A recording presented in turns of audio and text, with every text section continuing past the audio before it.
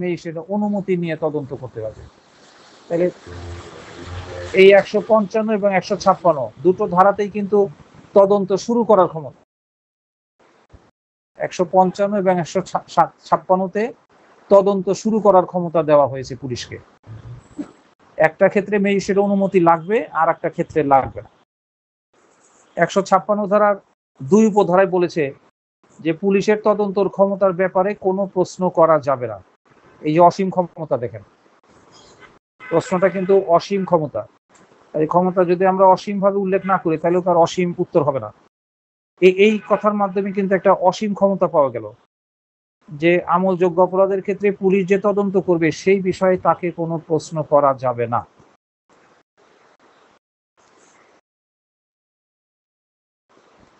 তাহলে দুটো ধারায় আমরা দেখলাম পুলিশের তদন্ত শুরু করার ক্ষমতা এবং পুলিশের তদন্তর বিষয়ে তাকে কোনো প্রশ্ন করা যাবে না। তাহলে পুলিশকে কিন্তু ব্যাপক ক্ষমতা দেওয়া উচিত, ধীরে ধীরে আরো উপলব্ধি করতে পারবেন পরের ধারাগুলিতে। স্যার একটা প্রশ্ন ছিল এখানে, করেন প্রশ্ন। সেটা হলো যে পুলিশের তদন্তের ব্যাপারে কোনো ধরনের প্রশ্ন করা যাবে না, এটা কি তদন্তকালীন সময় না যখন এই মামলাটা বিচার পর্যায়ে যাবে তখন কি তার প্রশ্ন করা যাবে কিনা স্যার? এটা বিচারের সময় তো সে একজন সাক্ষী হিসাবে আসবে, হ্যাঁ, কিন্তু কিভাবে তদন্ত করতেছে, কেন তদন্ত করতেছে, কোথায় তদন্ত করতেছে, তদন্ত করতে গিয়ে কার জবানবন্দি নিচ্ছে, কাকে তার কাছে হাজির হইতে বলতেছে ইত্যাদি কোনো বিষয় তাকে ডিস্টার্ব করা যাবে না। যেমন কেউ যদি একটা কলেজের প্রফেসর হয় তাইলে তাকে স্বাধীনভাবে কাজ করতে দিতে হবে, কিন্তু কলেজের প্রিন্সিপাল বা গভর্নিং বডির চেয়ারম্যান যদি বারবার ক্লাসে গিয়ে বলে যে দেখি আপনি কি পড়ান, এইভাবে না এইভাবে পড়ান, তাইলে ওই শিক্ষক কিন্তু বিব্রত হবে এবং সে তার স্বাধীনভাবে পড়াইতে পারবে না।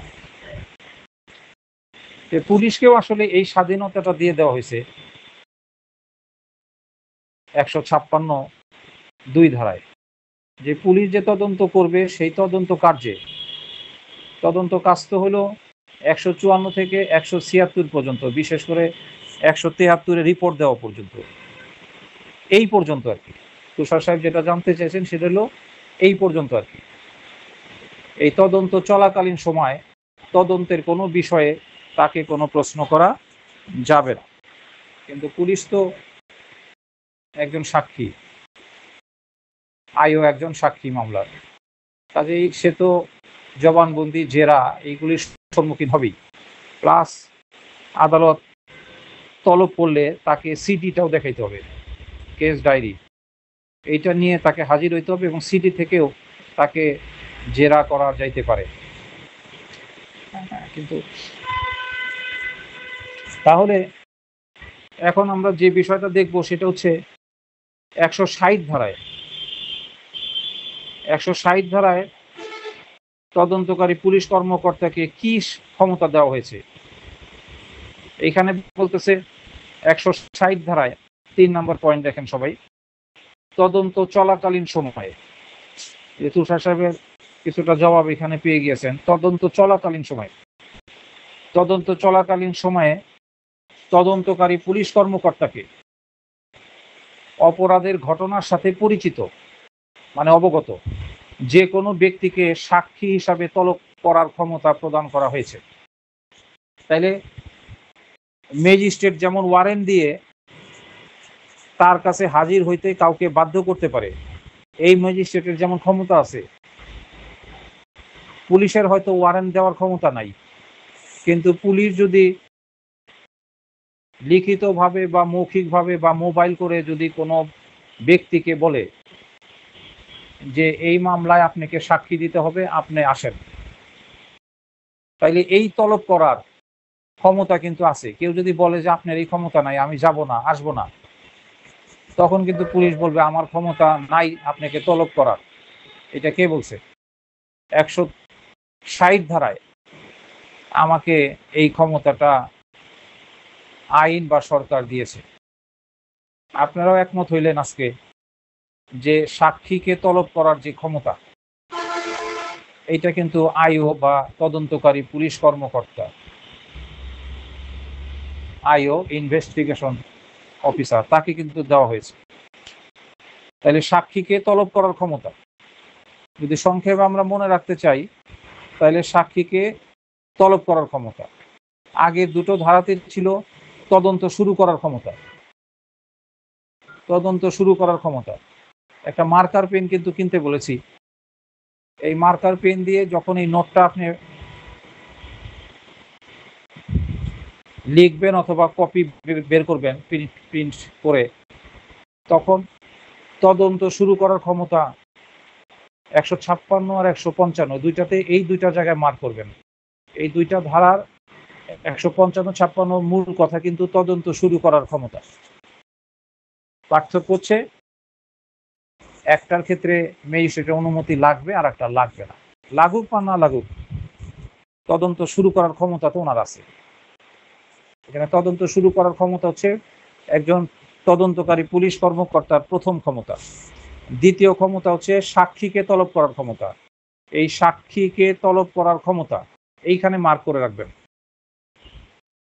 আপনি যদি আর কিছু না লেখেন, যদি এইটুকু বলেন 160 ধারা বিধান অনুযায়ী পুলিশের সাক্ষীকে তলব করার ক্ষমতা রয়েছে, এইটুকু লেখলেও হবে। 161 ধারায় কি ক্ষমতা দেখেন, ওই আগেরটাই। আগে ছিল সাক্ষীকে তলব করার ক্ষমতা, এখন হচ্ছে কোনো ব্যক্তি বা সাক্ষীকে জবানবন্দি গ্রহণ করার ক্ষমতা। মৌখিকভাবে পরীক্ষা করার ক্ষমতা, এটা হয়তো গেজেটে পাবেন আপনারা। মৌখিকভাবে পরীক্ষা করা মানে হলো জবানবন্দি গ্রহণ করার ক্ষমতা। আপনারা জানেন যে পুলিশ একজন সাক্ষীর জবানবন্দি নেয় 161 ধারায়, আর ম্যাজিস্ট্রেট নেয় হচ্ছে 164 ধারায়।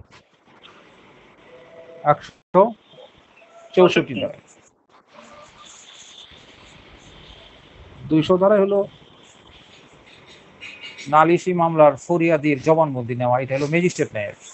আমরা এই জন্য কিন্তু ওই ধারাগুলি আনি নাই 200, ওইটা হলো ম্যাজিস্ট্রেটের ক্ষমতা। আমরা এই মুহূর্তে যেটা পড়তেছি সেটা হলো পুলিশের ক্ষমতা। আর পুলিশ বলতে এখানে বোঝানো হচ্ছে আইও, ইনভেস্টিগেশন অফিসার, তদন্তকারী পুলিশ কর্মকর্তা। যে সিআর মামলার ক্ষেত্রে হচ্ছে তাহলে যে 200 ধারা সিআর মামলা উল্লেখ করলেই হবে। জি। আর আমরা সিআর এজাহার ক্ষেত্রে হচ্ছে 164 ধারা নিতে পারে, তাই না স্যার? জি জি। জিআর মামলা হলো আমলে নেয় 190 ধারায়। জি স্যার। আর সিআর মামলা হলো 200 ধারা দিয়ে জবানবন্দি নেওয়ার মাধ্যমে সেটা আমলে নেয়। স্যার আবার 190 ধারা তো নিতে পারি যদি রেফার করে দেয়। হ্যাঁ, যদি রেফার করে দেয় তাহলে নিবে। তাহলে এখন পর্যন্ত আমরা তদন্তকারী পুলিশ কর্মকর্তার 4টা ক্ষমতার কথা বললাম। 155-56 তৈল তদন্ত শুরু করার ক্ষমতা। 160 হচ্ছে মামলার ঘটনার সাথে পরিচিত যে কোনো ব্যক্তি কে তলব করার ক্ষমতা। এইটুক মাথায় রাখবেন, সব কিন্তু মাথায় রাখার দরকার নেই। আর 161 হইল যে কোনো ব্যক্তির জবানবন্দি গ্রহণ করার ক্ষমতা। তাহলে এই ক্ষমতাটা তো কম না। আমি আপনি ডাকলে কি যে কোনো ব্যক্তি আমার কাছে আসবে কিনা বলেন? আমি যদি ডাকি যে আপনারা আমার কাছে আসেন, তারা আসতে বাধ্য না। কিন্তু পুলিশকে কিন্তু এই ক্ষমতাটা দেওয়া হয়েছে। অপরাধের ঘটনার সাথে পরিচিত বা অবগত যে কোনো ব্যক্তিকে তলব করতে পারে, এই তলব করার ক্ষমতা। আর একটা হচ্ছে যে কোনো ব্যক্তিকে মৌখিকভাবে কোনো প্রশ্নের উত্তর দিতে বাধ্য করতে পারে। এটাকে সংক্ষেপে বলা হচ্ছে জবানবন্দি গ্রহণ করার ক্ষমতা। অর্থাৎ যে কোনো ব্যক্তিকে যে কোনো প্রশ্নের উত্তর দিতে বাধ্য করতে পারে। 165 ধারাতেও 5 নম্বর পয়েন্টে দেখেন, 165 ধারাতেও তার একটা ক্ষমতা আছে। এই ক্ষমতার সংক্ষিপ্তটা হচ্ছে যে যে কোনো স্থান তল্লাশি করতে পারে। এটা হলো তল্লাশির ক্ষমতা, তল্লাশির ক্ষমতা দেওয়া আছে 165 ধারায়। কোনো পুলিশ অফিসারকে তদন্ত চলাকালীন সময়ে তদন্তের অধীন থাকা অপরাধের সাথে সম্পর্কিত কোনো জিনিস বা আলামত সংগ্রহ করার জন্য যে কোনো স্থানে তল্লাশি করার ক্ষমতা প্রদান করা হয়েছে। দেখা গেল একটা মামলায় পুলিশ খবর পেয়েছে যে ছুরিটা দিয়ে খুন করা হয়েছে, এই ছুরিটা এখন আইরিন ম্যাডামের বাসায় আছে। তাহলে আইরিন ম্যাডামের বাসায় পুলিশ কি করতে পারে? তল্লাশি করতে পারবে না? পারবে না? ক্ষমতা আছে না নাই? এখন যদি উনি বলে যে না, আমি আপনাকে তল্লাশি করতে দিব না, আপনি আমার বাসায় ঢুকতে পারবেন না, পুলিশ তখন এই 165 ধারা দিয়ে বলবে যে তদন্তের স্বার্থে আলামত সংগ্রহ করার জন্য আমার আপনার বাড়ি শুধু না, যে কোনো স্থান তল্লাশি করার ক্ষমতা আমার আছে এবং সেই ক্ষমতাটা আমাকে দিয়েছে। তাহলে এটাও কিন্তু পুলিশের একটা ব্যাপক ক্ষমতা, যে কোনো স্থানে সে তল্লাশি দিতে পারে। তবে যে কোনো স্থানের মধ্যে একটু পার্থক্য আছে 165 আর 166 মধ্যে। 165 আর 66 মধ্যে পার্থক্য হচ্ছে, অর্থাৎ 5 নম্বর পয়েন্ট আর 6 নম্বর পয়েন্টের মধ্যে পার্থক্য হইল যে ধরেন কথার কথা যে রামপুরা থানার মধ্যেই আলামত আছে, আর রামপুরা থানার আইওই তদন্ত করতেছে। তাহলে এই ক্ষেত্রে কিন্তু তার আর কারো অনুমতি নিতে হবে না, আইও নিজেই তল্লাশি করতে পারবে। কিন্তু যদি থানাটা অন্য হয়ে যায়, একই জেলার কিন্তু অন্য থানা, যেমন বাড্ডা থানা, সূত্রাপুর থানা, তাহলে এই থানাটা কিন্তু ওই আইওর বা ওই ওসির অন্তর্ভুক্ত না। তখন কি করতে হবে? তখন ওই এলাকায় যদি তল্লাশি করতে চায়, তাহলে 166 ধারা বলতেছে যে ওই থানার যে ভারপ্রাপ্ত কর্মকর্তা তার অনুমতি লাগবে। যে আপনার এলাকায় একটা বাড়ি আছে হোল্ডিং নাম্বার 100, এই জায়গায় আমার একটা মামলার আলামত আছে, এইটা আমি উদ্ধার করতে চাই, কিন্তু এটা আমার থানা না, এটা আপনার থানা। এটা একই জেলার অন্য থানা হইতে পারে বা অন্য জেলার থানা হইতে পারে। এই জন্য এখানে কিন্তু দুইটা কথা আছে, দেখেন 166 ধারায় পড়েন এখন, যে 166 ধারায় তদন্তকারী পুলিশ কর্মকর্তা তার নিজের থানার সীমার মধ্যে যেরূপ তল্লাশি করতে পারেন, নিজের থানার সীমার মধ্যে, এটা হলো 165-তে ছিল, যেরূপ তল্লাশি করতে পারে সেই রূপ একই বা ভিন্ন কোনো জেলার, একই জেলার অন্য থানা আর ভিন্ন জেলা ভারপ্রাপ্ত কর্মকর্তা, তার মানে ওই থানা যে ভারপ্রাপ্ত কর্মকর্তা তার অনুমতি নিয়ে যে কোনো জেলার তল্লাশি করার ক্ষমতা আছে। কাজেই 165 এবং 166 দুইটা ধারাতেই কিন্তু তল্লাশি করার ক্ষমতা দেওয়া হয়েছে। তবে পার্থক্যটা কি? 65 কভার করবে হচ্ছে নিজের থানা হইলে, আর 66 হচ্ছে অন্য এখতিয়ার বহির্ভূত থানা যদি হয়। তাইলে জাস্ট খালি কি করতে হবে? ওই থানার ভারপ্রাপ্ত কর্মকর্তাকে একটা নোটিশ দিয়ে তার অনুমতি নিয়ে যাবে, আর নাহলে ওই থানার ওসি মাইন্ড করবে যে আপনার এত বড় সাহস কিভাবে হইলো আমার এলাকায় আসা। তখন দেখা যাবে যে ওই থানার ওসি আর এই থানার ওসি বা আইও, তাদের মধ্যে আবার দুইজনের কাছে তো বন্দুক আছে, পিস্তল আছে, এই দুই থানার ওসির মধ্যে আবার গোলাগুলি শুরু হয়ে যেতে পারে। 167 ধারায় কি আছে দেখেন, 167 ধারাটা আপনারা জানেন। 167 ধারা আটককৃত কোনো ব্যক্তির বিরুদ্ধে অভিযোগের তদন্ত, এটা আজকে সকালেই পুরিয়ে দিয়েছি, 24 ঘন্টার মধ্যে যদি শেষ করতে না পারে, সম্ভব না হয়, তাহলে আটককৃত ব্যক্তিকে পুলিশ ম্যাজিস্ট্রেটের নিকট হাজির করার ক্ষমতা আছে। তাহলে 167 ধারা আমরা পাবো যে অভিযুক্ত ব্যক্তিকে বা আটককৃত ব্যক্তিকে ম্যাজিস্ট্রেটের নিকট হাজির করার ক্ষমতা। এটা কিন্তু একটা বড় ক্ষমতা, যে পুলিশ যদি মনে করে যে 24 ঘন্টার মধ্যে তদন্ত কার্য শেষ করতে পারবো না, তাহলে পুলিশের ক্ষমতা আছে 167 ধারায়, যে পুলিশ 167 ধারার বিধান অনুযায়ী এই আটককৃত অভিযুক্ত ব্যক্তিকে, আসামিকে নিকট ম্যাজিস্ট্রেটের নিকট হাজির করতে পারে। এই 167 ধারা ক্ষমতাটা সবাই জানেন। 8 নাম্বার যেটা, এটাও জানেন আপনারা, যে পুলিশ ডায়েরি অগ্রগতি, এটা পুলিশ ডায়েরিতে তদন্তের অগ্রগতি লিপিবদ্ধ করার ক্ষমতা। 172 ধারায় পুলিশ ডায়েরি, এটা আপনারা সবাই জানেন বা মুখস্থ। তাহলে 172 ধারায় আমরা পুলিশের বা আইও তদন্তকারী পুলিশ কর্মকর্তার একটা ক্ষমতা দেখব, যে এই ডায়েরিটা লিপিবদ্ধ করার ক্ষমতা। কাজে পুলিশ ডায়েরিটা কিন্তু আর কেউ লিপিবদ্ধ করতে পারবে না। পুলিশ ডায়েরিটা লেখার যে এখতিয়ার বা ক্ষমতা,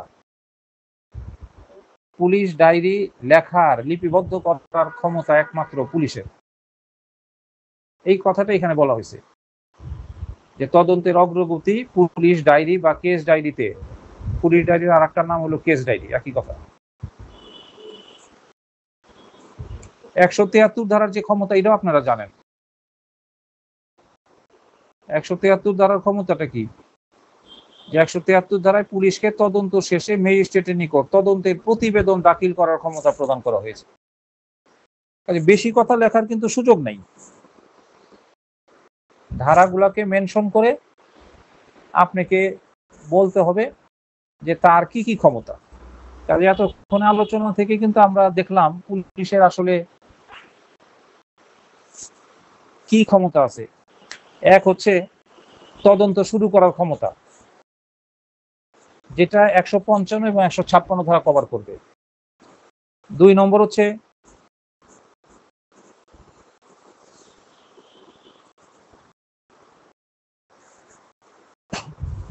কোন সাক্ষীকে তলব করার ক্ষমতা। 3 নম্বর ক্ষমতাটা হচ্ছে, আপনারা যদি কেউ ভুলে যান, এখন কিন্তু অনেক বাড়তি চাপে ভুগতেছেন, যদি আপনারা মনে করেন যে ঠিক আপনি ধারা ওয়াইজ দেখতে পারবেন না, কোনটা কোন ধারায় এইটা পরীক্ষার হলে লিখতে পারবেন না, তাহলে এটা লেখার কিন্তু একদম অ্যাবসলিউট ডিউটি আপনাদের নাই। চূড়ান্ত কোনো বাধ্যবাধকতা আপনাদের উপরে বার কাউন্সিল বলে নাই। যদি আপনারা এইরকমও বলতে পারেন, শুরুতে এই 9টা ধারা আগে মুখস্থ করে ফেললেন, যে পুলিশের তদন্তের ক্ষমতা মূলত এই 9টা ধারায় উল্লেখ রয়েছে, তারপরে বলবেন যে এই 9টা ধারাকে বিশ্লেষণ করলে, এই 9টা ধারাকে পর্যালোচনা করলে, পাঠ করলে আমরা পুলিশের, বিশেষ করে তদন্তকারী পুলিশ কর্মকর্তার নিম্নলিখিত 9টি উল্লেখযোগ্য ক্ষমতা দেখতে পাই, যথা 1, 2, 3, 4। এখন আগের কথা পরে বলেন, পরের কথা আগে বলেন, এখন কিন্তু আর কোনো ধারা দিয়ে বলতে হবে না, এখন জাস্ট আপনি খালি পয়েন্টগুলোকে মেনশন করবেন। 1 নম্বর বলেন। স্যার এমসিকিউর জন্য এই ধারাগুলো করা আছে আমাদের, এখন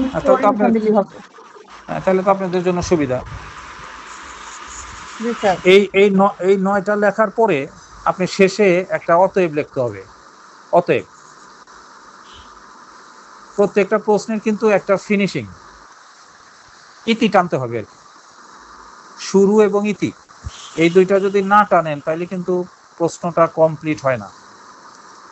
এই জন্য অতএব বলতে হবে। এখন অতএব দেখে আপনি প্রশ্নটা দেখেন, এখন প্রশ্নটা বের করেন। এই যে 3 স্টার দিয়েছি আমি, বিসমিল্লাহির রহমানির রহিম।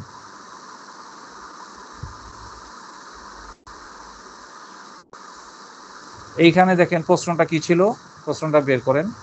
1 ঘ, যদি প্রথম প্রশ্নটা আসে, ফৌজদারি মামলার তদন্তের ব্যাপারে পুলিশকে অসীম ক্ষমতা প্রদান করা হয়েছে, আলোচনা করো। এটা যদি আসে তাইলে বলবেন অতএব। অতএব উপরোক্ত আলোচনার সার্বিক পরিসরে আমরা বলতে পারি যে ফৌজদারি মামলার তদন্তের ব্যাপারে পুলিশকে অসীম ক্ষমতা প্রদান করা হয়েছে। অর্থাৎ এই ধারাগুলি পর্যালোচনায় আমরা বলতে পারি যে পুলিশকে তদন্তের ব্যাপারে অসীম ক্ষমতা দেওয়া হয়েছে। কোথায় দেওয়া হয়েছে? ফৌজদারি মামলার ক্ষেত্রে তদন্তের ব্যাপারে। এইটা না এসে যদি অথবাটা আসে, যে the code of civil procedure criminal প্রসিডিউরের বিধান অনুযায়ী পুলিশের অপরাধ তদন্ত সংক্রান্ত ক্ষমতা আলোচনা করুন। এইখানে কি ফিনিশিং হবে? তখন কিন্তু আর অতএব হবে না, তখন হবে এভাবেই আমরা উপরে বা উপরোক্ত রূপে দি কোড অফ ক্রিমিনাল প্রসিডিউর 1898 বিধান অনুযায়ী পুলিশের অপরাধ সংক্রান্ত তদন্তের ক্ষমতা আলোচনা করলাম। আবার যদি পরেরটা আসে, একটি ফৌজদারি মামলায় তদন্তকারী কর্মকর্তার দায়িত্ব কর্তব্য পর্যালোচনা করো।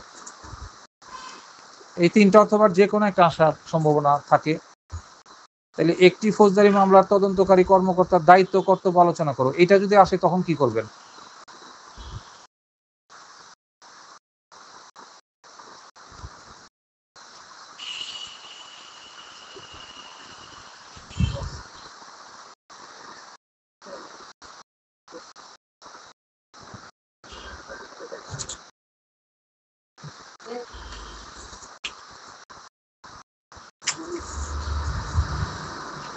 তখন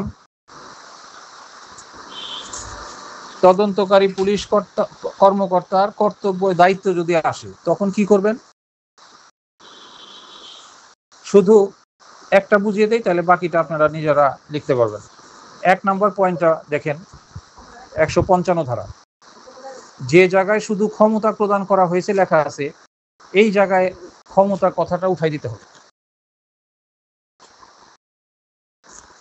ক্ষমতা উঠাই দিয়ে কি লিখবেন?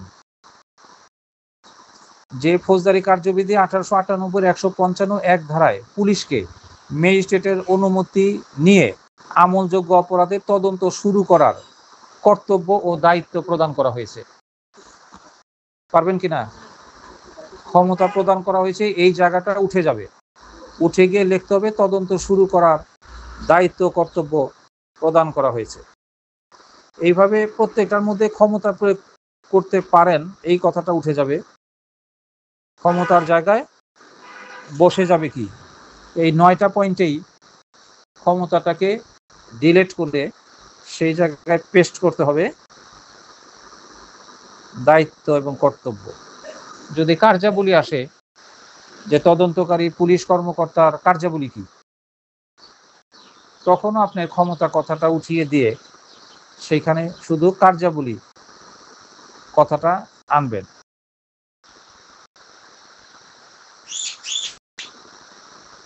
এই কারণে আমরা শুরুতেই বলেছি যে তদন্তকারী ফৌজদারি মামলার তদন্তের ক্ষেত্রে তদন্তকারী পুলিশ কর্মকর্তার ক্ষমতা, কর্তব্য, দায়িত্ব, কার্যাবলী, এগুলি সবই একই উত্তর হবে।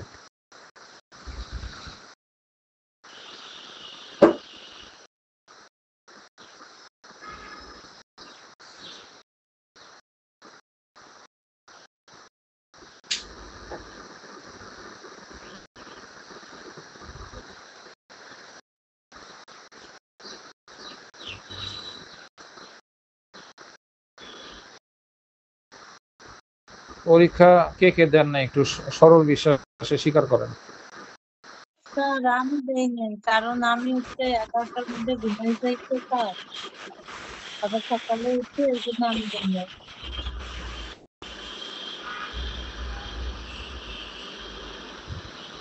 পরীক্ষা সম্পর্কে একটু কথা বলি এখন।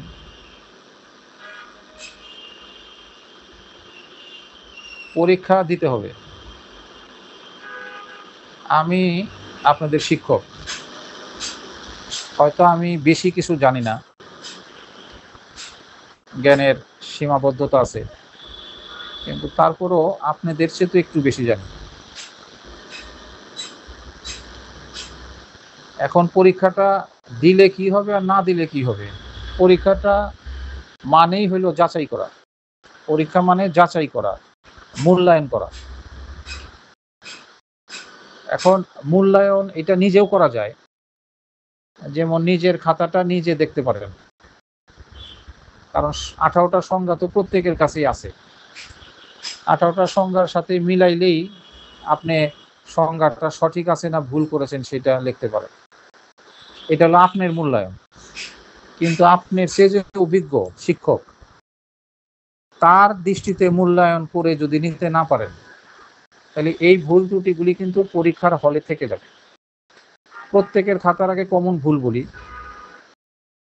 নাম্বার যদি দিলে আপনারা খুশি হন, তাহলে কে কত নাম্বার পেয়েছেন সেটা দিয়ে দিব। কিন্তু নাম্বার এইখানে কম বেশি পাওয়া কিন্তু কোনো বিষয় না। আমার এখানে ফেল করেও যদি বার কাউন্সিল পাস করতে পারেন, তাইলে সেটাই হলো লাভের কারণ হবে। প্রথম আগে আপনাদের লেখার কমতিটা বলি। প্রথম কমতিটা হলো সংজ্ঞা 18টা পড়ানোর সময় কিন্তু আমি আপনাদেরকে বলেছিলাম যে প্রত্যেকটা সংজ্ঞা কমপক্ষে 3 পৃষ্ঠা লিখতে হবে। 4 পৃষ্ঠায় লেখা উচিত, কিন্তু 4 পৃষ্ঠা যদি নাও পারেন, কমপক্ষে 3 পৃষ্ঠা লিখতে হবে। দ্বিতীয় কমতি বলি। দ্বিতীয় কমতি হলো অধিকাংশ পরীক্ষার্থীরা সাধারণ কাগজে লিখে আমার কাছে খাতাটা পাঠাইছেন। স্যার আমি একটা কথা বলি আপনাকে দিয়ে। বলেন। স্যার আপনি তো আমাদের যে সংখ্যাগুলা দিচ্ছেন 18টা সংখ্যা, এখন আমরা একদিনে সবগুলা মানে করতেছি শিখছি। এখন আপনি যে আজকে ধরেন একটা চ্যাপ্টার পড়াইতেছেন, ওই চ্যাপ্টার পুরাটা পড়লে একটা অভিজ্ঞতা আসবে, তখন ওই চ্যাপ্টার যে সংখ্যাটা আছে তখন এটা লিখলে আমরা স্যার এটার উপর ভিত্তি করে আরো অনেক কিছু লিখতে পারবো। তখন আমাদের সীমিত, তখন আমরা ভয়ে ভয়ে লিখি নাই যে এই লেখাটা লিখতে কেমন হবে না হবে, জোরালো হবে কিনা। এই জন্য তো আমরা বেসিকটাই দিচ্ছি। আমরা যখন আরো ভালো প্রিপারেশন নেবো তখন ইনশাআল্লাহ আরো ভালো পরীক্ষা দিতে পারবো। আচ্ছা, তাইলে এই যে সংজ্ঞা নিয়ে যে পরীক্ষাটা দিয়েছেন, আর আজকে কিন্তু আমাদের তদন্ত অনুসন্ধান এই চ্যাপ্টারটার উপরে আমাদের একটা ডিটেলস পর্যাপ্ত জ্ঞান চলে আসতেছে, তাহলে এই পরীক্ষাটা আবার দিবেন আপনারা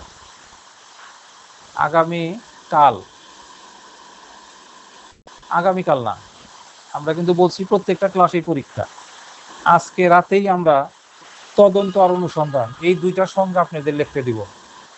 2টার মধ্যে যে কোনো একটা, তদন্ত বা অনুসন্ধান, বিশেষ করে তদন্তের সংজ্ঞাটাই লিখতে দিব। তাহলে কামরুন্নেসা ম্যাডাম যেটা বললেন যে এখন তদন্তের প্রশ্নটা পড়াতেই কিন্তু যদি এইটাও বলেন যে পুলিশকে তদন্তের সংজ্ঞা লেখার পরে যদি বলেন যে তদন্তের ক্ষমতাটা কোথায় দেওয়া আছে, এই জ্ঞানটা কিন্তু আজকে আমাদের হয়েছে, এটাও লিখতে পারেন তদন্তের সংজ্ঞার নিচে গিয়ে। তদন্তটা কে করে, তার নাম কি, এটাও লিখতে পারেন। তদন্তের সংজ্ঞা লেখার পরে আপনি বলতে পারেন যে যিনি তদন্ত করেন তাকে কি বলে, যিনি তদন্ত করেন তাকে তদন্তকারী পুলিশ কর্মকর্তা বা ইনভেস্টিগেশন। হ্যাঁ বলেন।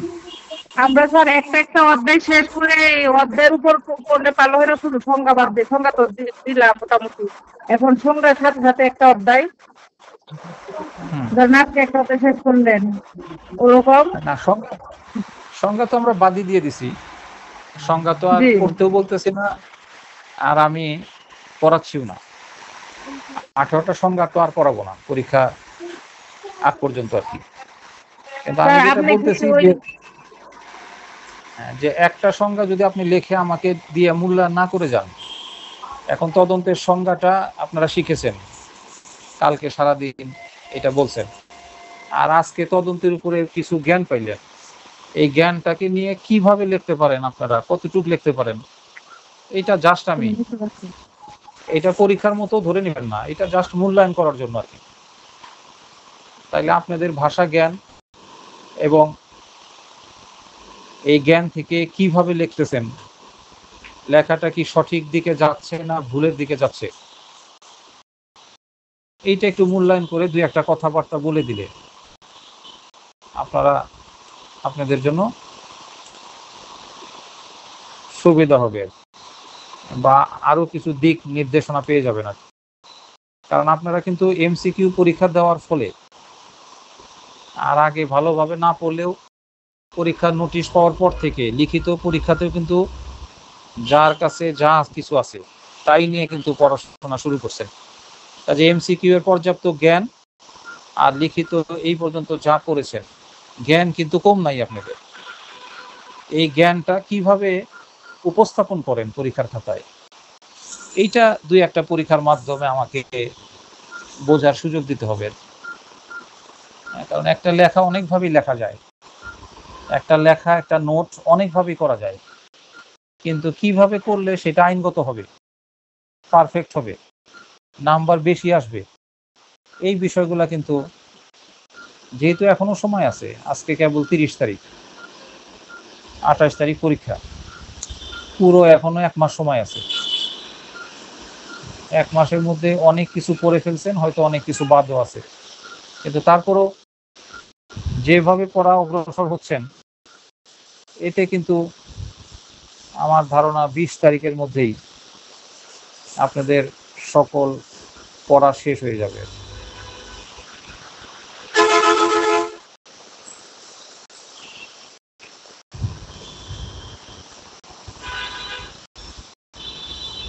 এখন কি থাকবে, এখন একটু ছুটি দিয়ে দেবো আপনাদের, আমারও একটু কাজ বের হয়ে গেছে। Sir 1 minute sir. স্যার আপনি যে সংখ্যা বলেন। দিচ্ছেন পাঁচটা, ওগুলো কি না সরি ওই যে পার্থক্য, ওগুলো কি আপনি নিজেরা পড়ে নিব নাকি দিবেন আপনি? 5টা পার্থক্য না, 5টা পার্থক্য আমি গ্রুপে পাঠাই দিয়ে রাখবো। জি স্যার। কিন্তু আজকে আমার যে চাপটা আপনাদের উপরে সেটা বলি, সেটা হলো আমাদের তো তদন্ত এবং অনুসন্ধান, এই চ্যাপ্টারটাকে কিন্তু আমরা 3টা ভাগ করেছি। ক থেকে ঘ পর্যন্ত হলো তদন্ত, এইটুক শেষ হয়ে গেল।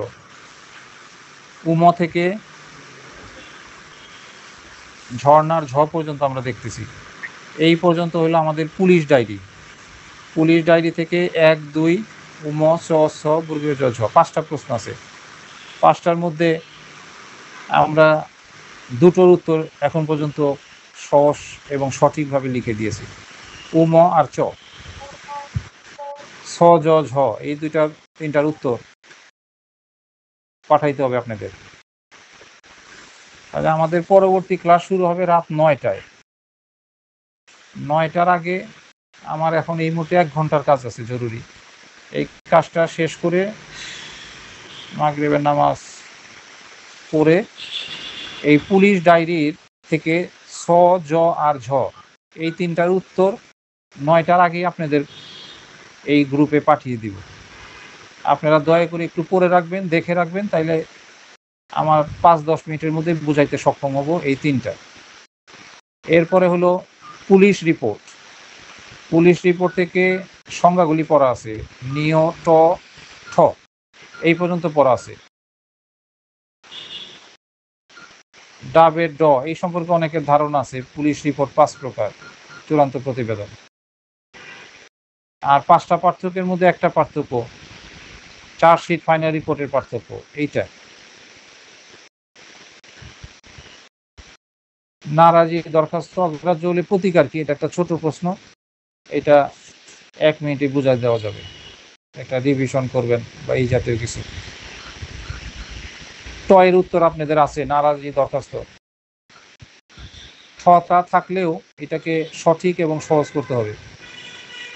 আর ড, তাইলে এই 9টা আসার আগ পর্যন্ত আমি প্রাথমিক দায়িত্ব নিলাম পুলিশ ডায়েরির 3টা প্রশ্ন পাঠায় দেওয়ার জন্য। আর যদি সময় কভার করতে পারি তাহলে পুলিশ রিপোর্ট থেকেও ওই জায়গাগুলি কভার করব। আর যদি না পারি তাহলে পড়াকালীনই আপনাদের এগুলি বুঝিয়ে নোটটা দিয়ে দিব। কিন্তু আজকে 9টা থেকে রাত 10টার মধ্যে অন্তত পক্ষে তদন্ত এবং অনুসন্ধান এই চ্যাপ্টারের প্রশ্নগুলো সব শেষ করে আবার চার্জ ও চার্জ গঠন এই চ্যাপ্টারটাও ধরে ফেলতে হবে। যদিও সময় অনেক আছে, তারপরও বিষয় তো অনেক বাকি আছে। এই জন্য আজকে আপনারা টার্গেট নেবেন, এটা সকালেও বলেছি, তদন্ত অনুসন্ধান আর চার্জ ও চার্জ গঠন এই 2টো চ্যাপ্টারে হাফেজ হয়ে যাওয়ার জন্য। তাতে এই চ্যাপ্টার থেকে যে প্রশ্নগুলি দেওয়া থাকবে, চার্জ ও চার্জ গঠনের প্রশ্ন কি পাঠিয়েছি আমি? কেমন আছে ম্যাডাম? স্যার কাকে বলে পাঠাইছেন?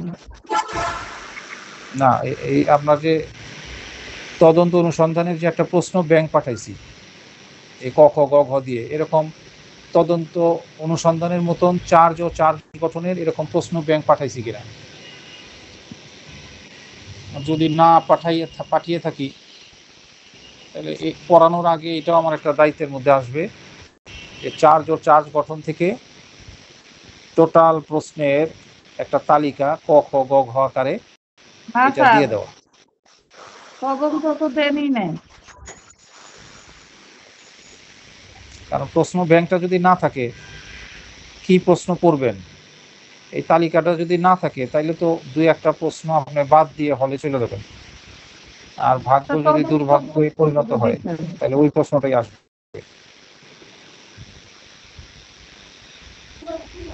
ঠিক আছে, চার্জ করতে দেন নাই। ঠিক আছে। এখন আপনাদের দায়িত্ব হলো 9টায় যে আমি যুক্ত হব, এই 9টার যুক্ত হওয়ার সাথে সাথে 5 মিনিট কিন্তু আমি আপনাদের মৌখিক পরীক্ষা নিব। এই মৌখিক পরীক্ষায় আজকে সকাল থেকে এখন পর্যন্ত যে প্রশ্নগুলি পড়ালাম, 3টা জটিল প্রশ্ন পড়িয়েছি, এই 3টা জটিল প্রশ্ন আর সাথে তদন্ত এবং অনুসন্ধানের সংজ্ঞা বা এই চ্যাপ্টারের যে সংজ্ঞাগুলি, এইগুলি আবার একটু করতে থাকেন। আমি যে কোনো সংজ্ঞা অথবা সকালে 2টো প্রশ্ন আর এখন একটা পড়াইলাম, এই 3টা প্রশ্ন আর এই চ্যাপ্টারের তদন্ত অনুসন্ধান চ্যাপ্টারের যে কোনো সংজ্ঞা জিজ্ঞাসাবাদ করতে পারি। কাজে লজ্জায় হোক, ভয়ে হোক বা আমার প্রতি সম্মান প্রদর্শন পূর্বক হোক, এই 3টার যে কোনো একটা কারণে আপনি 9টা পর্যন্ত খুব সিরিয়াসলি পড়াশোনা করে এমনভাবে পড়েন যে পরীক্ষার সময় আর করতে না হয়। কারণ বিষয়গুলো যদি মাথায় চলে আসে তাহলে কিন্তু এত পড়ার কিছু নাই, আর যদি না বুঝে পড়েন তাহলে পড়ার অনেক কিছু। হ্যাঁ হ্যাঁ, প্রথম দুইটা কি ছিল? আইরিন ম্যাডাম কি বলছেন? সকালে আমার একটু প্রবলেম ছিল, আজকে তো ফ্রাইডে না, বুঝতে পেরেছি।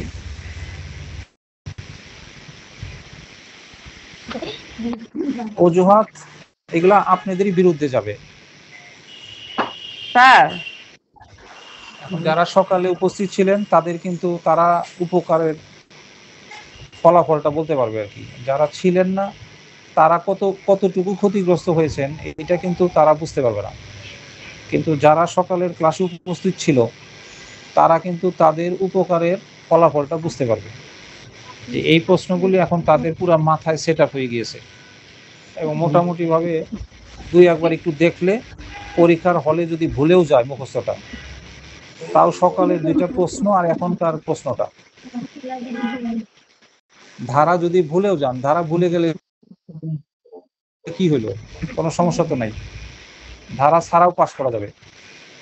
আপনি যদি অ্যাভারেজ একটা বক্তব্য দেন পুলিশের তদন্তের ব্যাপারে তার কি কি ক্ষমতা আছে, এই পয়েন্টগুলো যদি লিখে আপনি বলেন ফৌজদারি কার্যবিধি আইন অনুযায়ী তার পুলিশের তদন্তের ব্যাপারে এই ক্ষমতাগুলি আছে, তাহলে ধারা লেখার জন্য যে নাম্বারটা পেতেন হয়তো ওইটা পাবেন না। কিন্তু আইন যদি সঠিক হয় তাইলে তো আপনারা ফেল করাইতে পারবে না বার কাউন্সিল।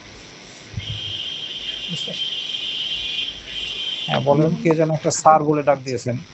স্যার আমি বলেন, আমার এই প্রশ্ন থেকে বেশি স্যার বলেন। স্যার বলছিলাম আপনি কি স্যার ওই যে এই টাইম যে আছে 1 মাস, এই 1 মাসে আপনি কি স্যার কয়টা সাবজেক্ট পড়াবেন? আমরা কি সবগুলোই বলতে পড়াবো। ডেটা পড়াবেন? না, সবগুলোই ধরবো। কারণ বলি, কারণ হইলো আজকে তো আমরা 2টা চ্যাপ্টার কভার করে দিচ্ছি। হ্যাঁ, আগামীকাল শনিবার আর রবিবার, এই রবিবার পর্যন্ত 3 দিন, এই 3 দিনের মধ্যে আমরা ফৌজদারিটা একটা পর্যায়ে নিয়ে আসবো আর কি। আজকে যদি 2টা চ্যাপ্টার পড়াই, কালকে শনিবার, কালকেও কিন্তু আমার কোর্ট বা আইনগত কাজকর্ম নাই, আর থাকলেও একটু কমাই দিতেছি আপনাদের স্বার্থে। তাহলে কালকে আমরা সকালে একটা ক্লাস নিব, অজুহাত দিয়েন না, কারণ অনেক জায়গায় অনেক ছাত্ররা আমারই জানা মতে আছে তারা তারা আজকে সকাল 8টায় ক্লাস করতেছে লিখিত পরীক্ষার জন্য। আমি তো আপনাদের কষ্ট না হোক এই জন্য 10টা 10:30টায় দিয়েছি। তাই ওরা যদি 8টায় ক্লাস করতে পারে আপনিও পারবেন। এই জন্য আগামীকাল সকাল শনিবার আইন আদালত সব বন্ধ। এই সকালে একটা ক্লাস হবে আর রাতে হবে একটা বাধ্যতামূলক। এই 2টা ক্লাস নিলে আগামীকাল আবার 2টা চ্যাপ্টার কমপ্লিট হবে। আজকে 2টা হলে কালকে 2টা হবে, 4টা। আর রবিবার আমরা সময়টাকে ম্যানেজ করে চেষ্টা করব 2টা চ্যাপ্টার শেষ করার জন্য। তাহলে ফৌজদারি কার্যবিধি থেকে আমি যদি অন্তত পক্ষে 6টা চ্যাপ্টার আপনাদেরকে ভালো করে কমপ্লিট করে দিতে পারি, তাইলে এই 6টা চ্যাপ্টার থেকে একটা প্রশ্ন কমন পড়বে না এরকম মনে করেন। 6টা চ্যাপ্টার পড়লে নিশ্চিত একটা কমন পড়বে, এটার মধ্যে কোনো সন্দেহ নেই। এরপরে বিচ্ছিন্নভাবে আপনারা তো পড়াশোনা করতেছেন, এইগুলি এলোমেলো বিচ্ছিন্নভাবে পড়তে থাকবে। কিন্তু আমি এই 3 দিনে ফৌজদারি কার্যবিধি 6টা অধ্যায় পড়াই দিব। সোমবার থেকে আবার 3 দিন ধরবো, সোম মঙ্গল বুধ, এই 3 দিন আবার দেওয়ানিটা ধরবো আর কি। 6 দিন চলে গেল। আমি তো ক্লাস দিয়েছি আপনাদের 33টা। 33টার মধ্যে তো মোটামুটি 6টা 7টা ক্লাসেই তো আমাদের দেওয়ানি আর ফৌজদারিটা আমরা একটা পর্যায়ে নিয়ে আসবো আর কি। আর বাকি দিন কি করব আমরা? বাকি দিন আমরা অন্যান্য যে আইনগুলি আছে, দণ্ডবিধি, এটাও 3 দিন ধরবো। ছোট আইনগুলা প্রাথমিকভাবে 2 দিন করে পড়বো। পড়ার পরে একটা হিসাব করব যে কয়দিন গেল, কয়দিন থাকলো। তারপরও কয়েকদিন থাকবে আমার হাতে, 33টা ক্লাস তো কম না। সেই জায়গায় তখন আবার আমরা ফিরে আসবো যে ফৌজদারিতে তো 6টা অধ্যায় পড়লাম, আর একটা অধ্যায় পড়া যায় কিনা। দেওয়ানিতে 6টা অধ্যায় পড়লাম, আর একটা 2টা অধ্যায় পড়া যায় কিনা, যেহেতু সময় আছে। আর আমার কাজ তো আসলে পড়া না, আমার কাজ হলো আপনাদের পড়াটাকে বুঝিয়ে দেওয়া। পড়বেন তো আপনারা। এইভাবে যদি আমরা একটা পরিকল্পনা করে পড়ি 3 দিন 3 দিন করে, তাইলে কিন্তু শেষ হয়ে যাবে সাবজেক্ট। এই জন্য আজকে 9টার আগে আমি প্রথমেই চেষ্টা করব এই 6টা অধ্যায়ের নাম আপনাদেরকে গ্রুপে দিয়ে দেওয়ার জন্য। কোন 6টা অধ্যায় আমরা শুক্র, শনি এবং রবিবার পড়ব। স্যার বলেন।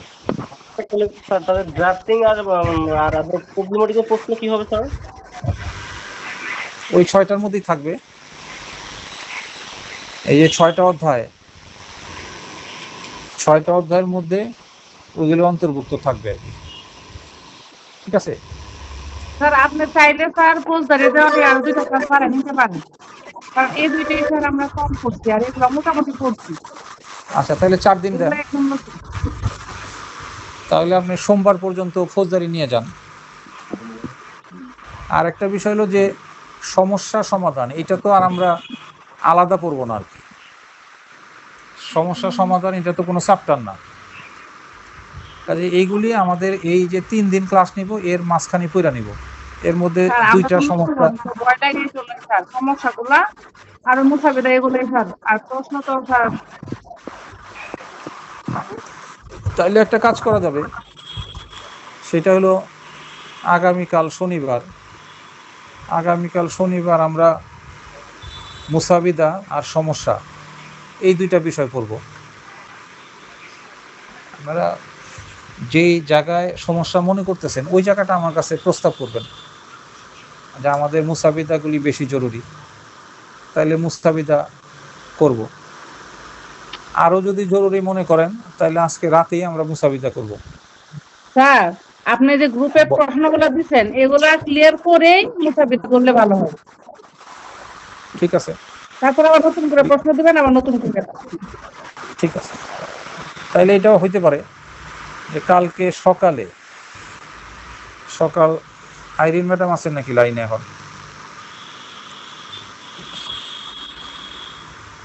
আছে স্যার। আইরিন ম্যাডাম কোথায়? আইরিন ম্যাডাম নাই এই মুহূর্তে। আছে, আইরিন ম্যাডাম আছে।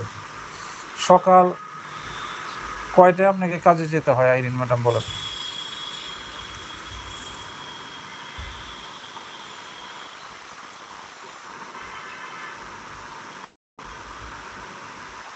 আইরিন ম্যাডাম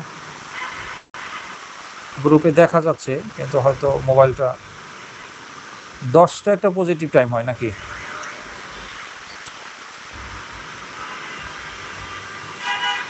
10টা থেকে 11টা এই পর্যন্ত আমরা আগামীকাল ড্রাফটিংটা শিখব। সমস্যাগুলি কালকে ধরবো না, কারণ একই দিনে ড্রাফটিংও কিন্তু চোখে চোখে মনে রাখতে হয়, আর সমস্যার সমাধানের ধারাগুলিও চোখে চোখে রাখতে হয়। এখানে দুই চোখে চোখে একসাথে হয়ে গেলে তার জটিলতা দেখা দিবে।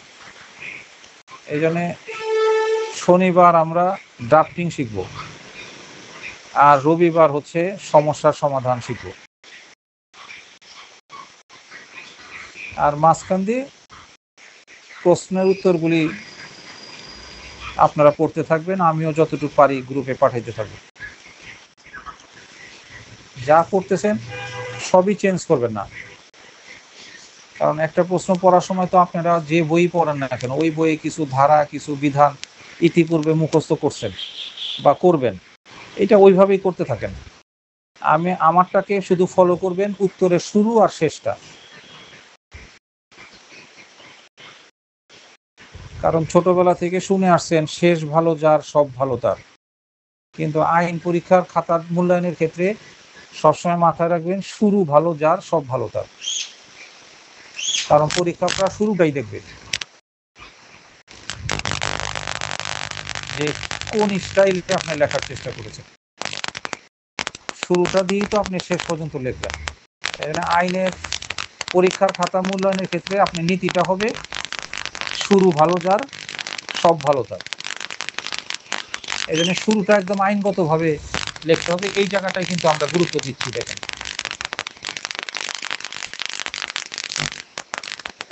ঠিক আছে, এই মুহূর্তে সবাইকে ছুটি দিয়ে দিলাম। 9টার সময় আপনাদের পরীক্ষা, মৌখিক পরীক্ষা। তদন্ত অনুসন্ধান থেকে যা পড়িয়েছি আমি এই মুহূর্ত পর্যন্ত সবগুলা বিষয়ের উপরেই পরীক্ষা।